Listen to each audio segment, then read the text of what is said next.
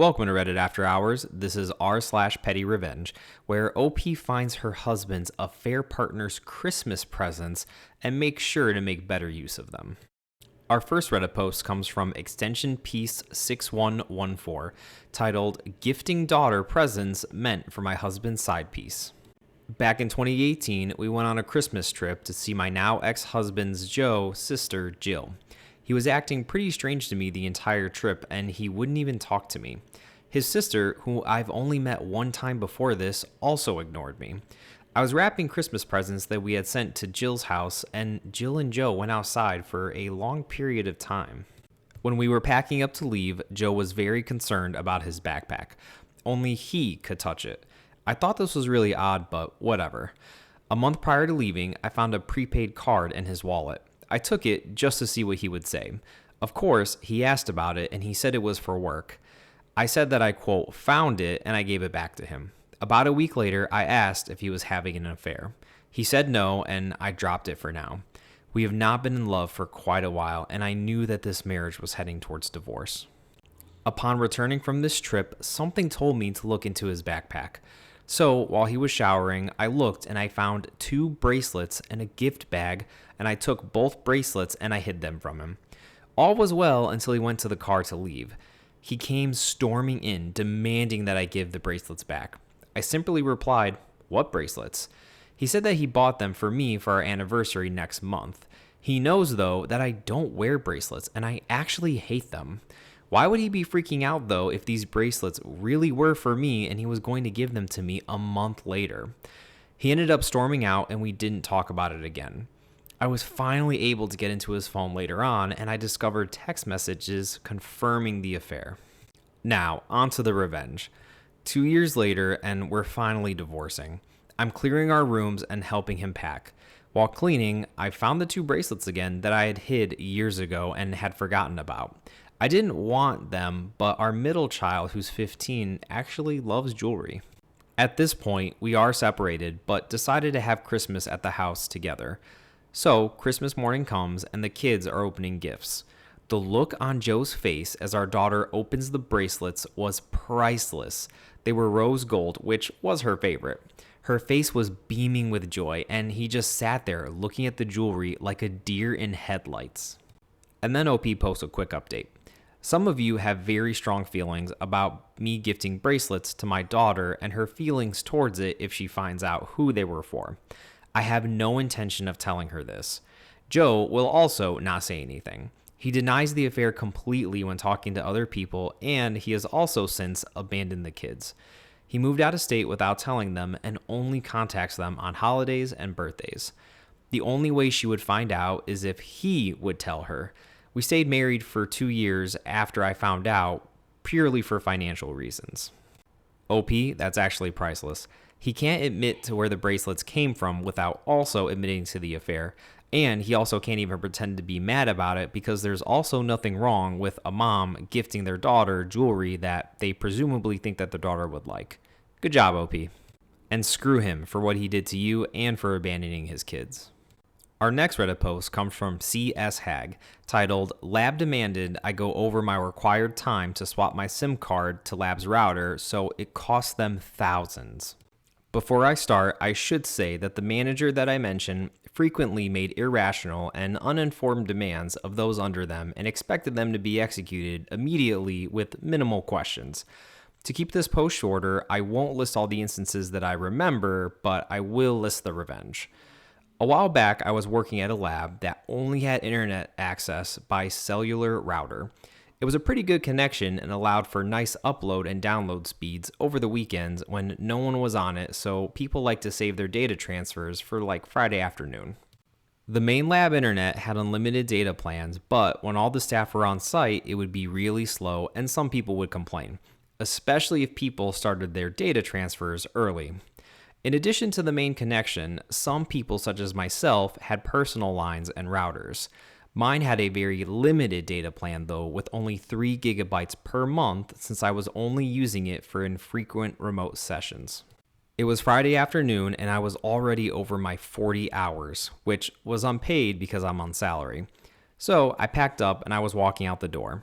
As I walked out the door, a manager demanded that I stay to put in more/different SIMs into the router to see how data transfers were impacted over the weekend and speeds during the week.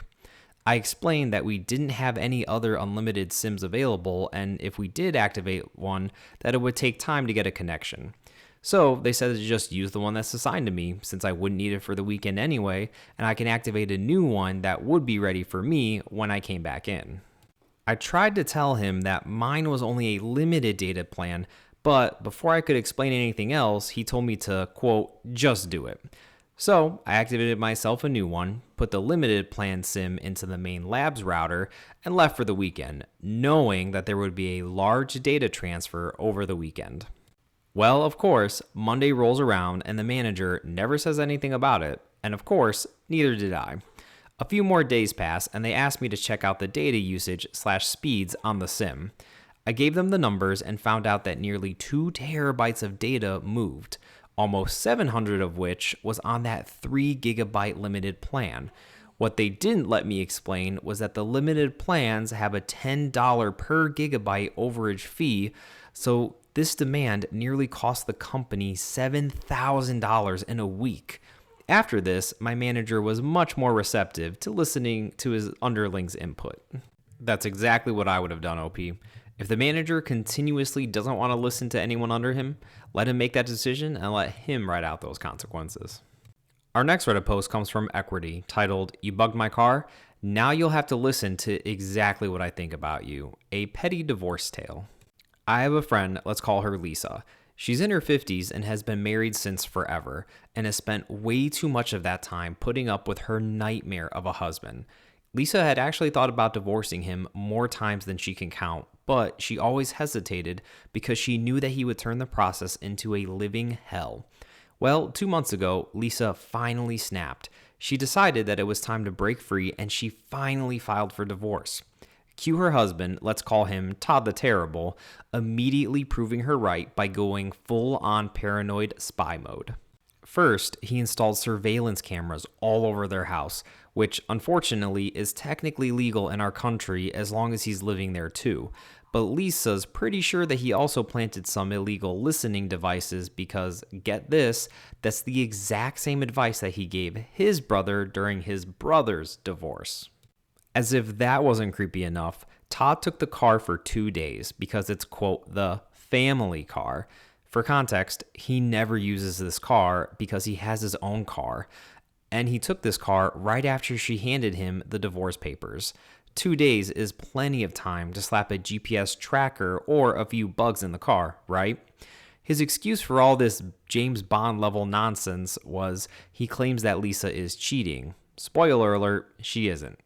But here's the kicker. In my country, divorce means splitting everything 50-50 regardless, unless something truly extreme comes up. So even if Lisa were sneaking off to have rendezvous with the entire team of the Kansas City Chiefs, it wouldn't change a thing.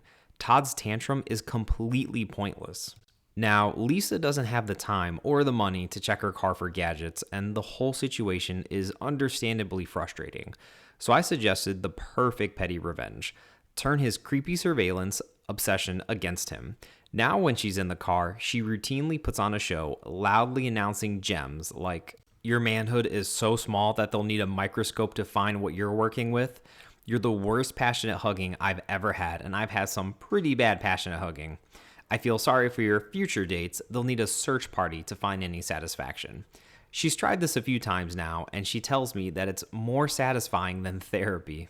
Call me petty, but if my ex did this to me, I would do the exact same thing. But I'd even go a step further. I would call anyone that had a problem with my ex, didn't like my ex, and I would complain about them on the phone endlessly so that not only they could hear me talk crap about them, but they can hear everyone else that I know also echo how much of a terrible person that they are. Good job, OP. That was a very nice suggestion for your friend. Now, would I do something like that normally? No, absolutely not. But if he wants to completely invade your privacy like that and install a bug in your car, then I say let him have it. Our next Reddit post comes from Mellow Woods, titled, "Want to let your children run around a store? Now you can be as worried as the workers are." This happened years ago while I was working at a craft store. Like most craft stores, there were walls of glass, ceramic, and other very breakable and very sharp items for sale, and this day I was stocking one of these fragile sections. A woman came in with what felt like 10 plus children under 15 years old, but turned out to only be 4 kids, and let them loose to play tag slash Marco Polo in the aisles while she shopped. After I had collided with these kids twice because they weren't being watched and they weren't watching where they were going, I decided to hunt down the mom before they or I got hurt. I had worked customer service well enough to know that if you ask a mom directly to control their kids, or any parent for that matter, they would get mad and refuse out of principle more often than not. I decided to be sneaky though and stand in the same aisle as her and pretend to be stocking something near her and spoke into my work headset without actually pressing the button. While pretending to speak into my headphone, I said, "Hey, did anyone clean up that broken glass in aisle 13? No? Okay then, I'll be over in just a minute to get it cleaned up." Suddenly, the lady realized that there might be actual danger in letting your young children sprint around a store, and she immediately gathered them all up, and they actually stayed by her side the rest of the trip. After this, I used this every time a customer decided that they were their free childcare, and it worked about 90% of the time. OP, that was actually really smart of you. You got this parent to rile up their kids without even having to say a word to them. Good for you. Now, on the other hand, I don't understand why parents do this to begin with. There are so many evil, creepy, horrible people in this world that if I just let my kids run around a store with God knows who's in there, I would be worried that they would get abducted or taken or hurt, God forbid. So, yeah, I don't understand why people would do this. I would never do this, but good for you. Our next Reddit post comes from Easy Feature 6828, titled "Massive Adult Video Influx Destroys My Friend's Email Account." About 15 years ago, when people were still using Hotmail and their accounts were constantly getting hacked, my friend's account had just that happen to him. He sent out an email to his entire contact list explaining the situation and to not open anything weird from him. We've all gotten these emails from friends before with Hotmail accounts, so that wasn't an issue. The issue is that he didn't blind CC everyone, so everyone's emails were exposed for everyone to see on the thread. Then, one of his idiot contacts sent a reply all introducing himself to everyone and informing everyone that he was adding them to his mailing list.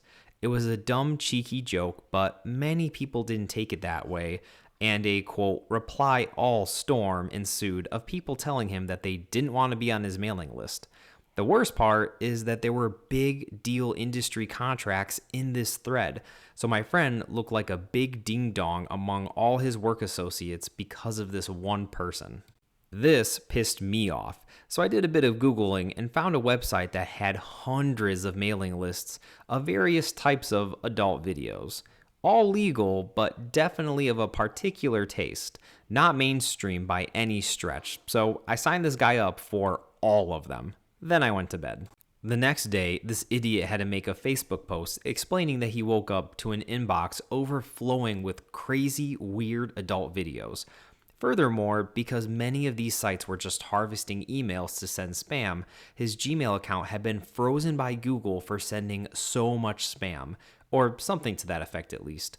To make matters worse, it was his self-employed business email. Admittedly, I just wanted to subject this guy to some weird adult videos, but it ended up going a whole lot further and screwed up his business for a few days. But honestly, I think he deserved it. OP, I hope that guy learned a very valuable lesson that you don't make jokes or play around on your business account, even if you are self-employed. People can still use that against you, and it can still blow up in your face. Our next Reddit post is from Easy Feature 6828, titled "Sent a Sexy Message from My Boss to a Customer." I used to work at a restaurant that functioned as a bar in the evenings. The brunch was always super busy, but the evenings were always dead, and that was my bartending shift. For context, my nickname was 2650, on account of the fact that one evening I only sold $26.50 worth of booze over 6 hours. People rarely came in. Because of this, I was often tasked with doing prep work for the brunch rush the next morning. Cracking eggs, peeling potatoes, and of course, roll-ups. For the uninitiated, when you go to a restaurant and they give you your cutlery rolled up in a napkin, that's what's called a roll up. And someone has to do hundreds of these by hand. My boss was generally a jerk who seemingly enjoyed tasking me with all the crappy jobs, like toilets and such, and had been a particular prick that evening before he left.